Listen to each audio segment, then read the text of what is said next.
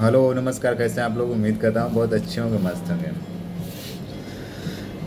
आप लोगों ने जो प्यार आशीर्वाद दे दिया है कैसे हो जाला प्यार मूवी को, काफ़ी ज़्यादा आप लोगों ने प्यार आशीर्वाद दिया है।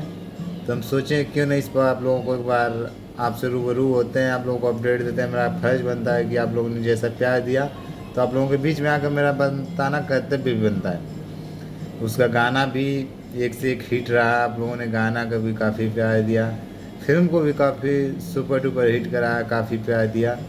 तो आप लोग अपने पावर स्टार पवन सिंह जी पे जैसे प्यार आशीर्वाद बरसा रहे हैं ऐसे ही बरसाते रहिए। कैसे हो जाला प्यार, उसको काफ़ी आप लोगों ने प्यार आशीर्वाद दिया है। तहे दिल से शुक्रिया धन्यवाद देना चाहता हूँ आप लोगों को कि जो आप लोगों ने इतना प्यार आशीर्वाद दिया कैसे हो जाला प्यार मूवी को। तो वैसे ही प्यार आशीर्वाद बनाए रखिए, हर गाने फिल्म मूवी को पावर स्टार पवन सिंह जी को हाई लेवल पे प्यार आशीर्वाद देते रहिए। और ऐसे ही प्यार आशीर्वाद बरकरार बनाए रखिए। वैसे ही हमारे पे भी थोड़ा सा ही प्यार आशीर्वाद दीजिए, ज़्यादा नहीं, थोड़ा सा।